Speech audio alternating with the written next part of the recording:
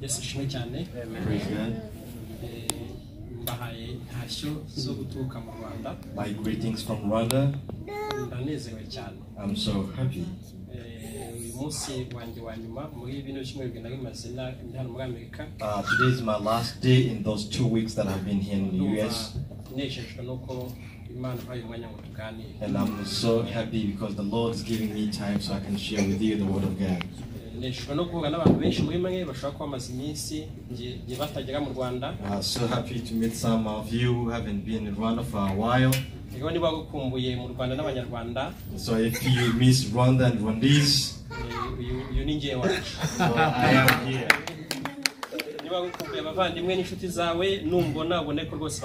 If you missed your brothers and sisters, if you see me, just know that they are here with you.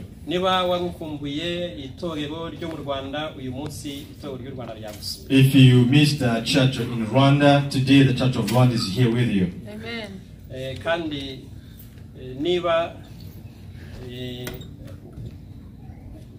Wasengeraga u Rwanda n'Abanyarwanda n'abavandimwe n'inshuti zawe ubona bari kure yawe uyu munsi nusengera nabo bose basengeye. And if you have been praying for Rwanda, for your brothers and sisters, for your families, and knowing that they are far from you, if you see me here today and you pray for me, just know that you're praying for them. Iyo ndi kumwe n'umugore n'abana iyo tuganira igihe cyose manumva shaka ijambo ry'Imana ryabafasha. When we are together with the wife and my kids, I always look for the word that can support them and help them. Kandi nkibuka nkiri umwana iyo nabaga ndi kumwe na mama ko mama nakuriye mu rugo rw'abantu b'Imana. And I always remember when I was still young, when I was still with my mom, because I was grown up in a family of Christians. Nakundaga iyo mama nsengeye yandamitse biganza numvaga nishimye cyane. I loved so much when my mom was praying for me, pulling her hand on me. I was so happy. Icyanezezaga numvaga ibiganza ndambitseho ibyo avuze bivuye mu rukundo ko nzi neza ka nkunda ko nyine turi bamwe. I was so happy because I know that her hand on me, came from love. What is going to confess on me came from love because she loves me. Guhagarara imbere yanyu ndumva ibyo mbabwira bivanze n'urukundo rw'Imana nuko numva so standing here in your presence, it goes together with the love of God because I'm so happy and I love you so much. Mama waramutse agize umugisha wo guhagarara nawe uyu munsi ari kumwe nawe hano uburyo agusengera. A prayer that I can pray for you. I believe it is the same prayer that your mom, if she stands here, it is the same prayer that she can say for you. Cyangwa inshuti yawe mudaherukanye iramutse ibonye umwanya wo guhagarara nawe uyu mwanya ejo azasubirayo uburyo agusengera. Or your best friend, if you haven't seen your best friend for a while and he's standing here with you, a prayer he can pray for you. It is the same prayer I'm going to ppray for you. And I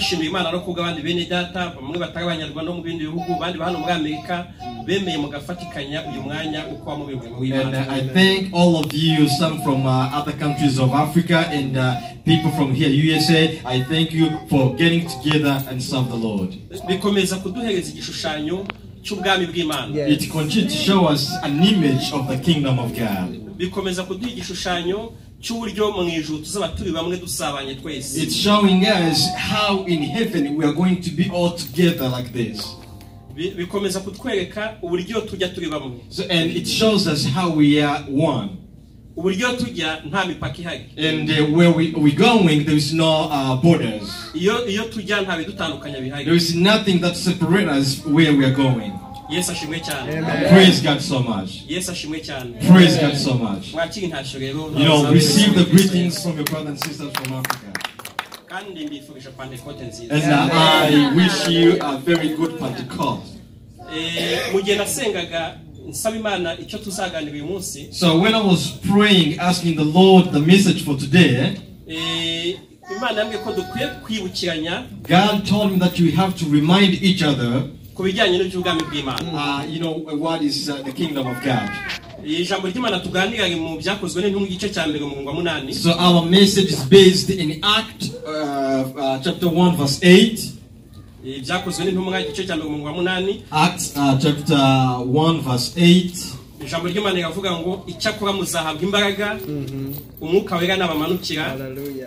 Kandi muzabagabo bo kumpamya Yerusalemu ni Yudaya yose ni Samaria no kugeza ku mpera y'isi. Verse 8 says here, But you will receive power when the Holy Spirit comes on you, and you will be my witnesses in Jerusalem and all in Judea and Samaria and to the ends of the earth. Aya ni amagambo ya nyuma Yesu yavuganye n'abigishwa be. Those are the last words of Jesus to his disciples. Amaze iminsi 40 azutse umunsi asubira mu ijuru. After his 40 days after his resurrection,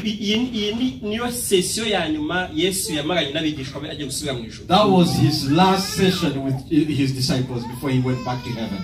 He has been with them for 3 years in the ministry of God.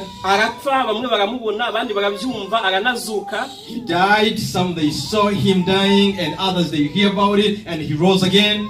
Amaze kuzuka amara iminsi 40 atembera agendana n'abigishwa be. And after he rise, he spent 40 days walking together with disciples, akomeza kubahumuriza no continue to kubakomeza, comfort them and help them. Ariko hamaze iyi minsi 40, but after 40 days, kuri uyu munsi, at today, kuri uwo mwanya, at that time, sinshaka kuvuga none ikiganiro bari bamaze kugirana. I don't want to go back to the dialogue they had together. Arababwira ngo muzahabwa imbaraga umwuka n'abamanukira. Then he told them, you will receive power when the Holy Spirit comes to you. Yaragiye kubasiga ariko abona hari ikintu cy'ingenzi batarahabwa n'ugatandukanye nabo, hari ikintu cy'ingenzi badafite. He was about to leave them, but he noticed there's something very important they don't have. We yarazi ko ahantu abasize hari umurimo ahabasigiye. He knows that where he left them behind, there was a work to do. Buriya Imana yakuzanye hano, Imana yagushize hano, yizi neza umurimo yakuzaniye. The Lord who brought you here, he knows why he brought you here.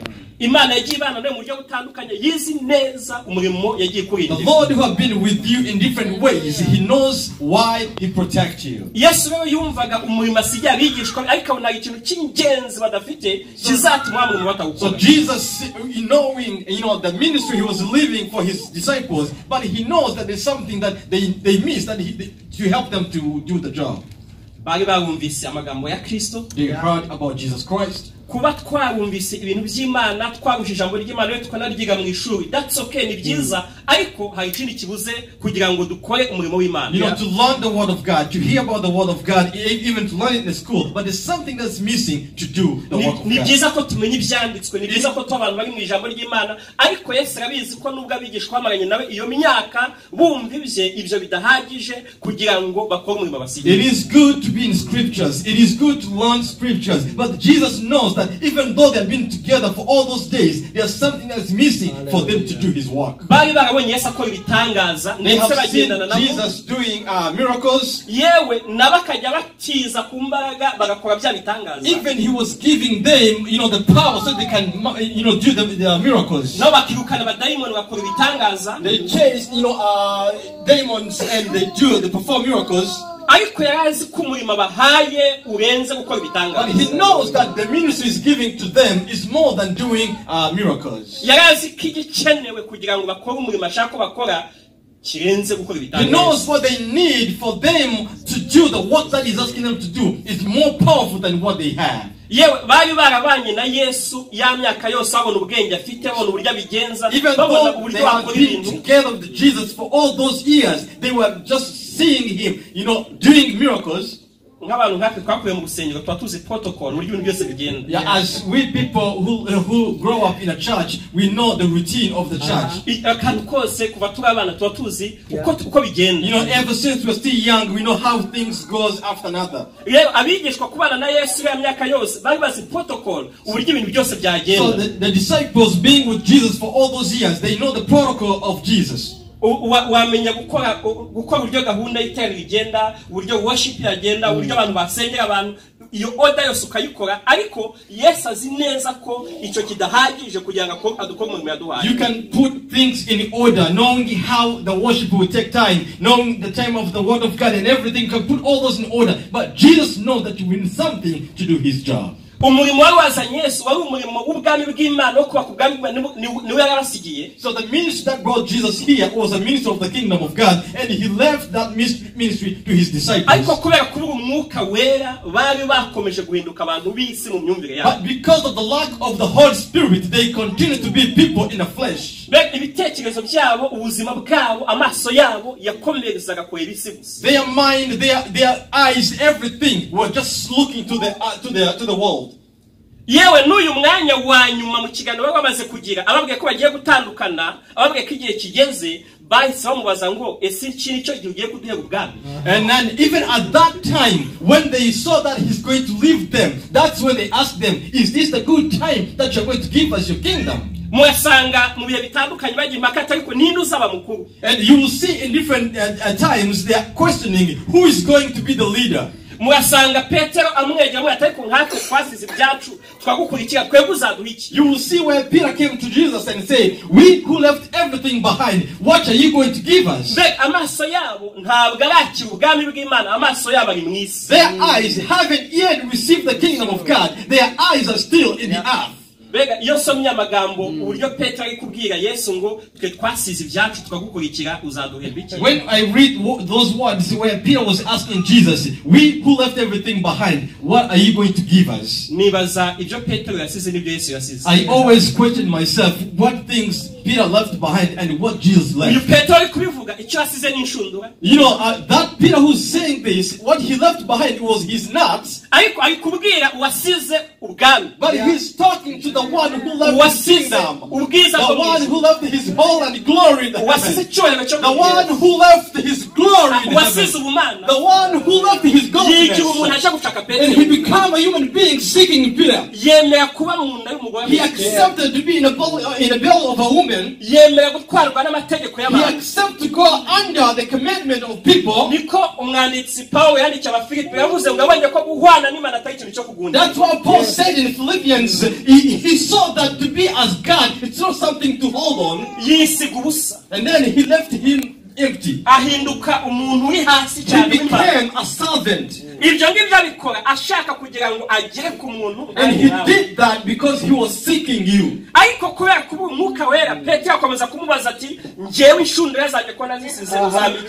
But because of lack of Holy Spirit, Peter continued to ask Jesus, I left my net behind. What are you going to give me?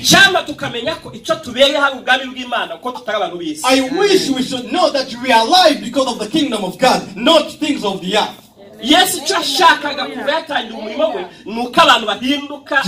what he wants ever since he started his kingdom is just for the people to benefit of the kingdom of God. That they will be changed and become his disciples. I wish we could be changed and be the follower of the kingdom of God. I wish we can be changed and start proclaiming the kingdom of God. Hallelujah. I wish we can be changed and everyone who sees us will see that we are going to the kingdom of God.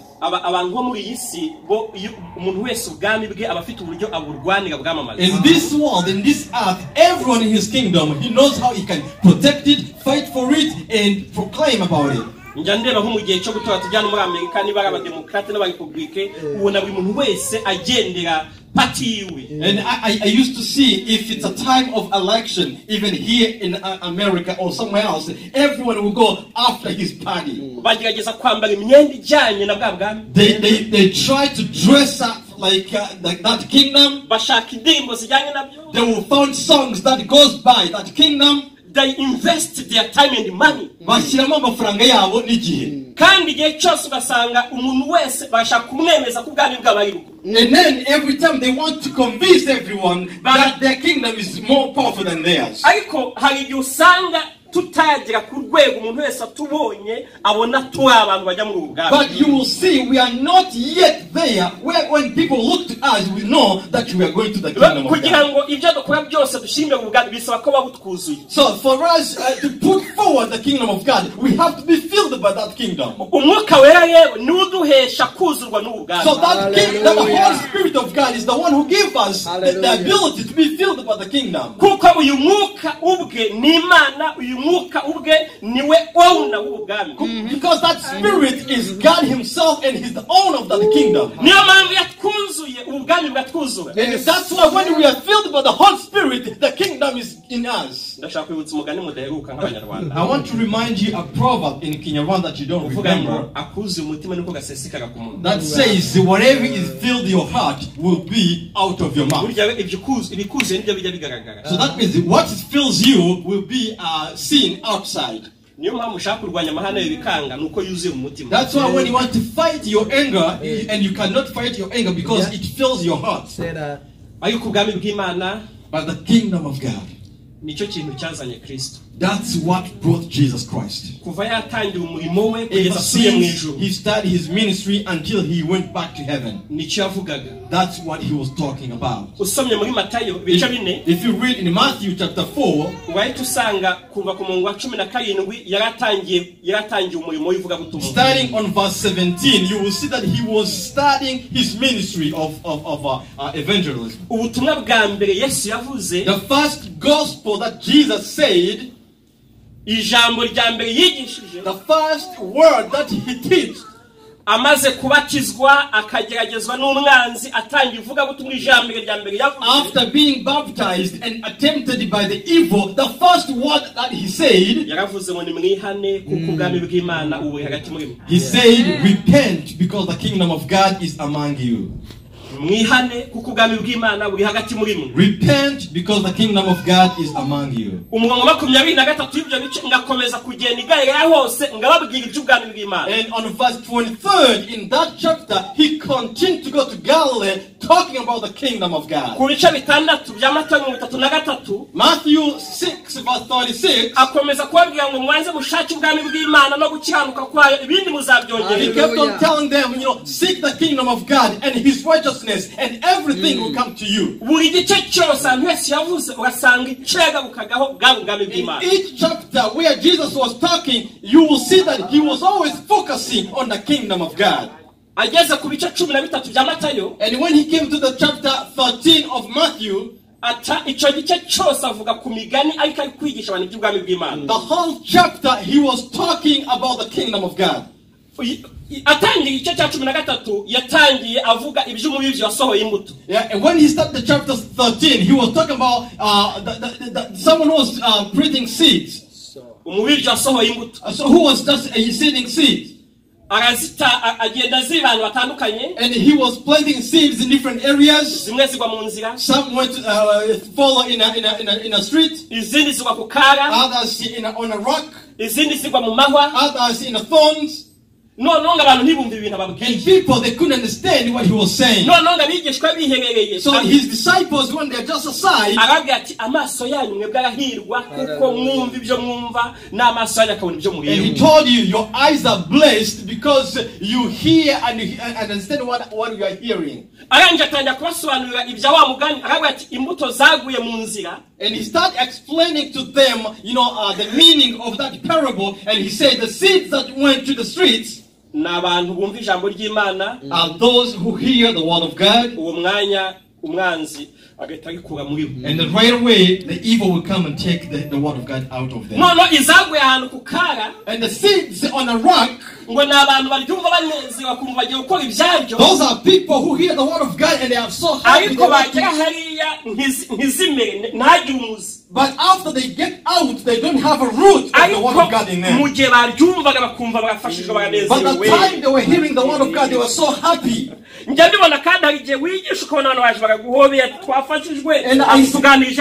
see that sometimes when you preach, some people will come to you and give you a hug and they say, oh, you preached very good. May God bless you because your word touched our heart. And the others, they will start speaking in tongues.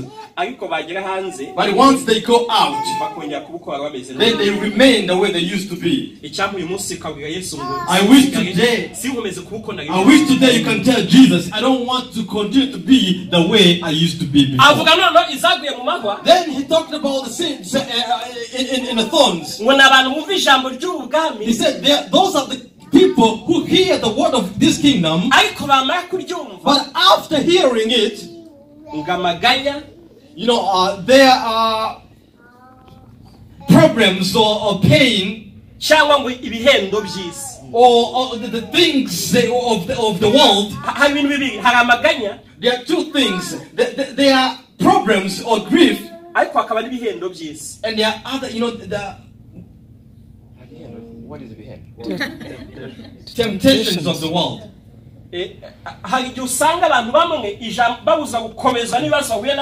There are some people who are not strong or keep going because of the problems they are meeting. And others will not go forward because of the blessings they are receiving. Some because they think they don't have anything and they will start, grieving until they don't even have a time to the kingdom of God. And others, Satan will take them in a place where they feel like they have everything. And then they will talk to themselves, the kingdom of God. Even though they've heard the word of God, but the lies of the world and temptations will prevent them to continue to the word of God. But everyone in this world is taking time in a war. They use said that the sky is not covered. So whoever is under the sky, the rain can rain on him. The way that I was growing up in my normal life, there are times I was saying, if I can reach this level, I will be so happy. But at each level, there is a rain that rains on you. So the place where Jesus is taking us, that's where there is no rain on you. Hallelujah. Hallelujah. Hallelujah. Amen. The place where Jesus is taking us in his kingdom, there is no rain that is going to rain on you.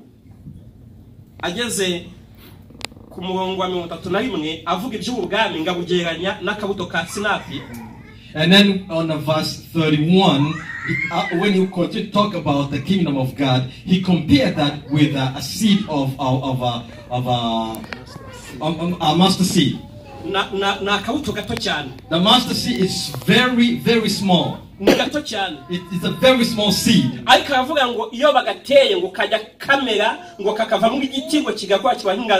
he said when you plant a mustard seed, it will grow and be a very big tree. And then he continues saying that kingdom, if it comes to you, even though it's very small, you will know that you have it because it will grow in you. And then what you will know that you have it, it's that it will come a tree that everyone can come and sit on it. That everyone wants to come and go under that kingdom. That everyone can come closer to you and smell and feel that kingdom. In that chapter, he compared that with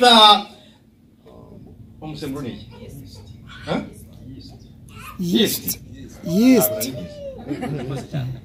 thank you. So he compared that to yeast.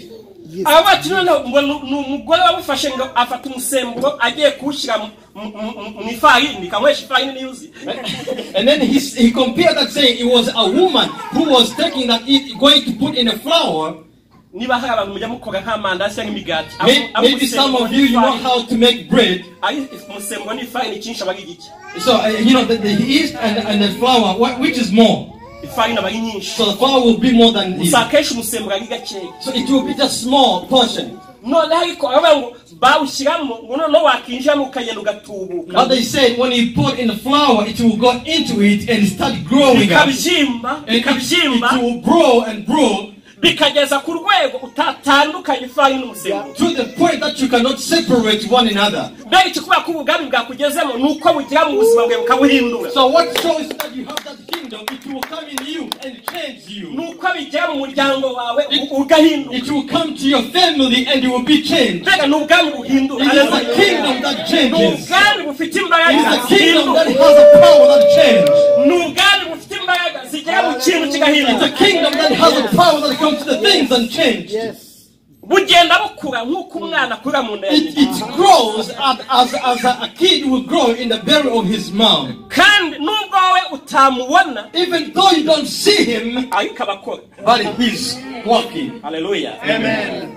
Kamabazi aho umubyeyi utwite n'umwana twite biki cyo gifite imbaraga nyinshi. So let me ask you, a woman who's pregnant and a child that is having in his belly, who has the power? Niki cyo gifite imbaraga zubahirizwa. Who has the power? N'umwana. It's a kid that you have in the belly. Nubwo ari gato utakabona. Even though he's very small that you can't even see. Ariko kakagutegeka. But that baby will command you. Kakakwemeza. That baby will command you and you will obey. Kakubwira ngo cira. When the baby asks you to speak, umudamu wanjye ariyubashye.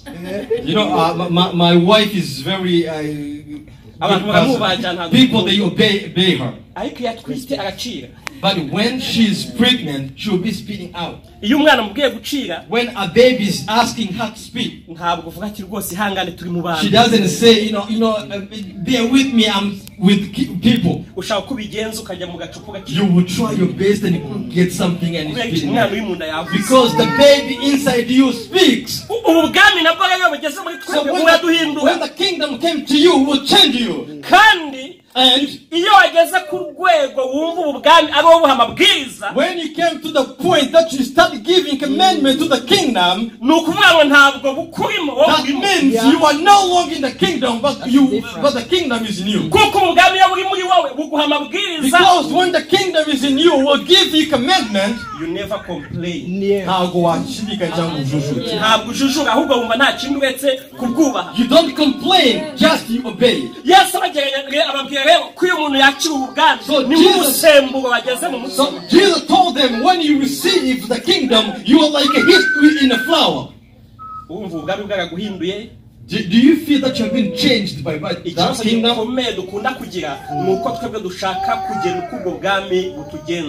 problem that we have, we want to lead the kingdom the way that we want.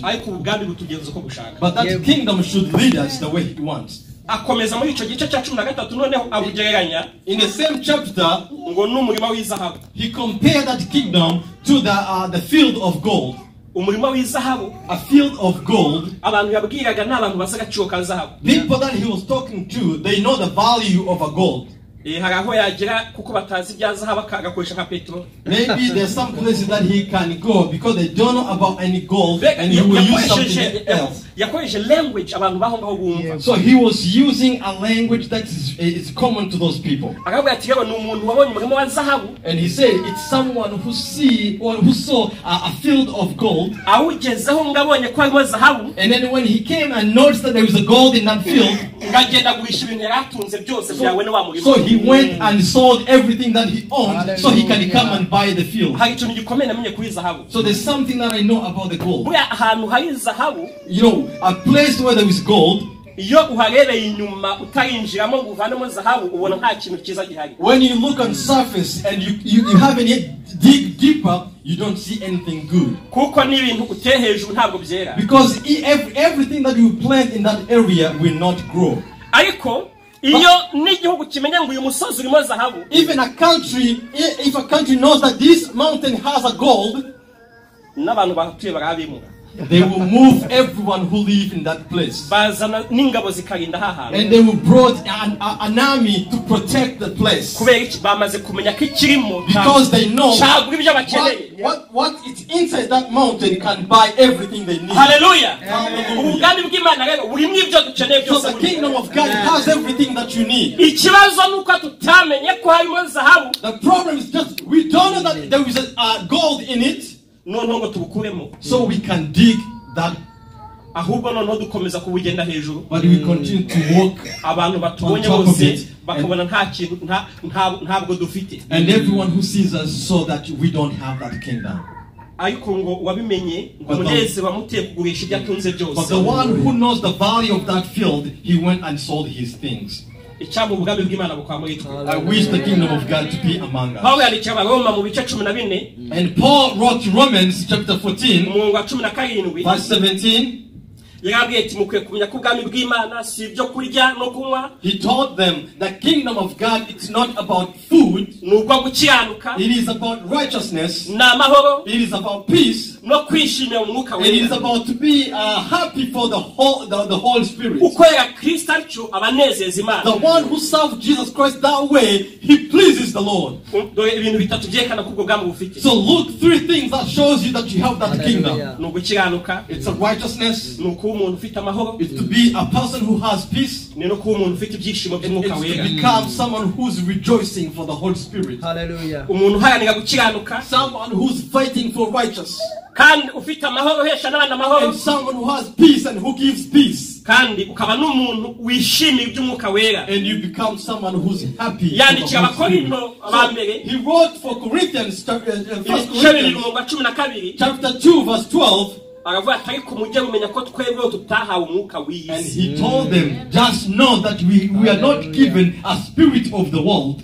Icyampa abantu muri hano mukamenya ko umwuka twahawe si uw'isi. I wish people who are here to know that the spirit that was given to you, it is not from the Aravuga world. ati ahubwo twahawe uwo mwuka uva ku Mana, But you have been given a spirit from the Lord. kugira ngo tumenye iby'Imana yaduhereye ubuntu, So we will have a knowledge of what God gave us for free. kugira ngo tumenye iby'Imana yaduhereye ubuntu. To know things that God gave us for free. Ntabwo dufite umwuka w'isi, We don't have a spirit of the dukwiye world. kuba turi abantu buzuye n'umwuka We w'Imana. should be people who are filled by the Spirit of God. Aba bantu buzuye umwuka w'Imana, People who are filled by the Spirit of God. abantu bafite n'ubugani mu buzima bwabo, People who has the kingdom in their lives. barangwa no guharanira gukiranuka, Then they seek for the righteous, gushyira Yesu imbere, to put Jesus forward, gushyira Yesu imbere, to put Jesus forward, guharanira ko Yesu aba mu bintu barimo, and to fight that Jesus will be in the things that they are in. Hallelujah. Ushatse kumenya niba umuri ubwami wakibaza niba ibijibamo Yesu abibamo. If you want to know if you are in this kingdom, you have to ask yourself if in things that you are in, Jesus is there.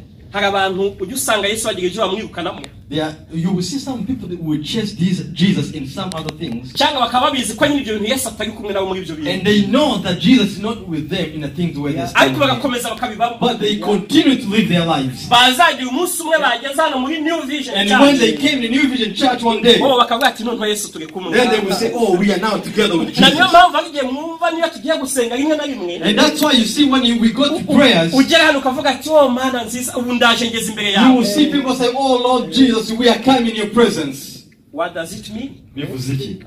Aho waburi Where you n'ibyo ubamo and what you used to do. ni gacumba kuri muri presence y'Imana. It is just a small portion that you feel the presence of the Lord. Hari igihe uba mu buzima busanzwe n'ibyo ukora n'iwawe mu muryango, There are times that you are in your normal life with what you do with your life and family, ukumva Yesu ntahari, and you felt there is no Jesus. ariko ubwami bw'Imana ikiburanga nuko twumva ko ibyo turimo na Yesu ahari. But the kingdom of God, you will know that Jesus is there with you. Igihe cyose uzumva uri mu bintu kandi ukumva ko Yesu aho hantu atarimo, As long as you're in something and you feel like Jesus is not there with you, menya ko wamaze gutwarwa n'umwuka w'isi. then know that you are now following the spirit of Irinde the kuba world. umuntu w'isi kuko mu isi si iwacu. Do Tuba not be abagenzi. the people of the world, because the world is not for us. Hallelujah. Ntabwo isa ari iwacu.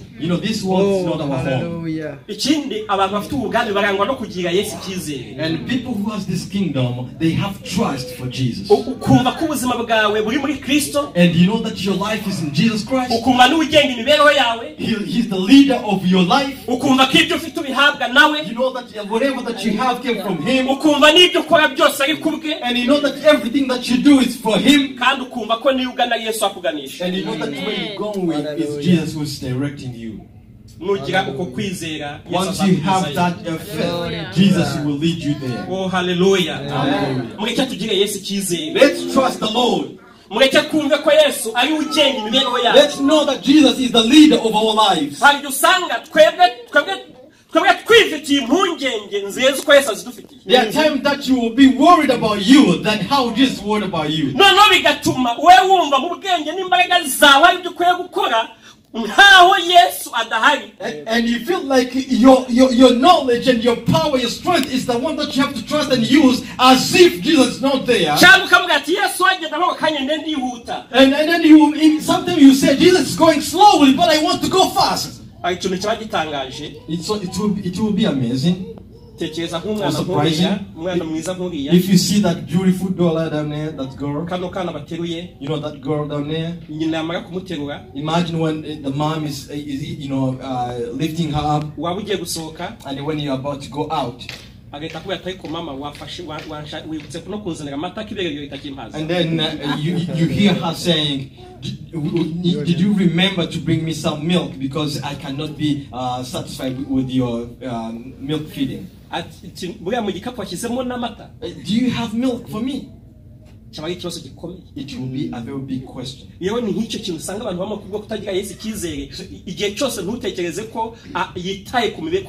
So that's why when people they don't trust Jesus, they don't know that He cares about you.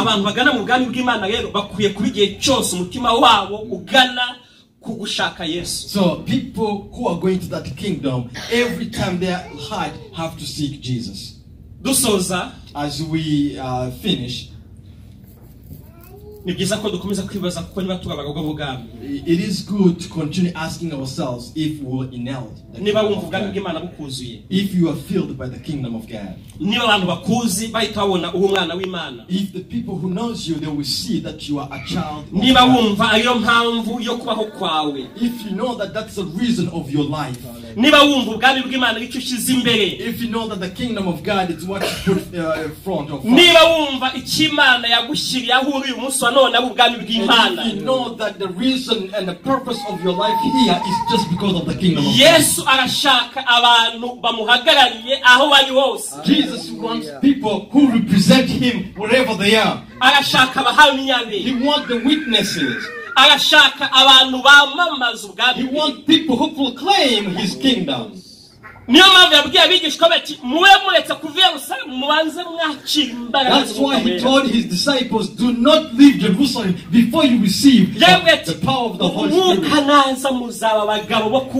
And when the Holy Spirit came, you will become men and women to witness me. Why people they don't know if they have received Jesus? Why people that you live together your life at your job, they don't know that you know about Jesus? If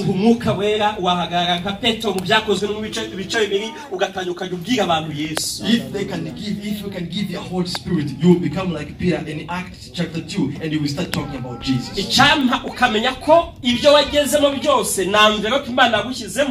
I wish that you will know that everything that you have accomplished, it's just an envelope that Jesus put you in. But He put you there so you can tell people about the kingdom of God.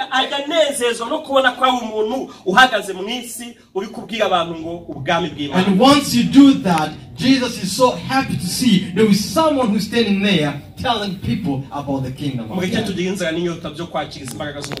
Let's have hunger and thirst to receive the Holy Spirit, the power of the Holy Spirit. The Word of God says that the real Spirit, the Spirit of truth, is a helper. And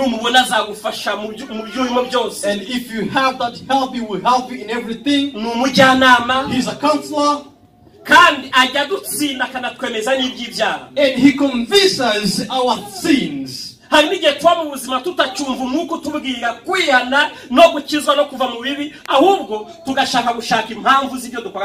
time that you live a life that when you don't have a spirit that convinces you, that asks you to repent. reasons. Ugakomeza gushaka ibisobanuro by'ibukora ukagera igihe wumva ntacyo bitwaye. You start looking for reasons of the bad things that you are doing and you feel like it doesn't mean anything to you. Ugashakira igisobanuro ku mubare abantu benshi babikora. And you will seek for the reasons as so many people are doing that. Ariko mwamuzi ko ubwinshi bw'abakora amakosa butabihindura ikintu cyiza. But do you know that people, the number of people who does evil things, it doesn't make that things to be good. Rero biragoye ko undi muntu akwemeza iby'icyaha uretse umwuka wera ukubwira atariko waratandukiriye ntabwo ukiri kujya mu bwami bw'Imana. It is difficult that someone else can convince you about your sins unless if the Holy Spirit of God that tells you that you need to repent. Icyampa umwuka wera akagendera ubuzima bwawe. I wish the Holy Spirit can visit your life. Because he can shine when it is so dark. He can give you a direction. He can explain to you the reasons of why he's seeking you. He will give you boldness to proclaim and witness for Jesus. Ntangazwa n'igitangaza cyabaye bamaze kuzuza umwuka wera abantu ibihumbi bakira Yesu. Surprised by the miracle that happened after they have been filled by the Holy Spirit. 2,000 of people they received Jesus. Umusaruro w'ivuga butumwa uboneka gusigiye abantu b'umwuka wera. The salvation of the cross only can be seen when there is the Holy Spirit. Ndabasabira mwese nanjye nisabira. I pray for you and pray for myself. Umwami Yesu akuzuze uyu mwuka wera. That Jesus may fill you with the Holy Spirit. Yuzuze itorero umwuka wera. He may fill this church the Holy Spirit. Yuzuze umwuka wera mu miryango yacu. Fill the Holy Spirit in our families. Yuzuze umwuka wera mu bana bacu. Fill the Holy Spirit in our kids. Ubasha gushyira protocol ibintu bitandukanye bw'uburyo ugiye kurinda abana bawe. You can put a protocol of how you're going to protect your kids. Ariko nta mwuka wera uhari ntabwo uzabishobora. But without the Holy Spirit you cannot manage it. Niyo mpamvu Dawidi yavuze ngo Uwiteka atari ubaye umurinzi abarinda bose bawe amaso ubusa. If the Lord is not the protector, everyone who protects will do that for nothing. Mureke ubuzima bwacu imibereho yacu n'icyizere cyacu tubishyire mu Mana. Let our lives and our trust be in God. So let's pray. When the Holy Spirit came, He will teach you. He will lead you. He will tell you what to do. He will tell you what you should not do. And we need Him because we are in a time where so many people are teaching us different things. But when the Holy Spirit came, He will be a counselor. He will support us. He will protect us to continue to be in the kingdom of God. Let's all stand up. We're going to pray. Hallelujah. You know, the singer said, Lord, give me oil so I can burn. Give me oil, I beg you. Jesus, give me oil so I can shine. So I can shine until the morning. Yes, Lord. Hallelujah. Hallelujah. We are about to pray. Ariko fata umwanya muto wongere utekereze niba koko iby'ubwami bw'Imana ari byo bintu bizimbere mu buzima bwawe. But take a short time and think if the kingdom of God is something is first in your life. Niba ibyo bintu uvuga kenshi. If that's the thing that you talk about, most. Niba ibyo bintu bigena uko ufata ibyemezo. If the kingdom of God is what is leading you in taking decisions. Niba ufata ibyemezo utiteye ku by'ubwami bw'Imana. But if you make decisions without thinking about the kingdom of God, then you have become someone of the world, of the earth. And that's why today I beg you in the name of Jesus Christ. Just know that the Lord Jesus wants you to continue to put the kingdom of God first. We're going to ask Pastor to pray for us. Pastor Andre is going to pray for us. But pray for yourself, for the kingdom of God to fill your heart. And the Lord to fill you the Holy Spirit. So He can fill you again with the Holy Spirit. May the Lord bless you.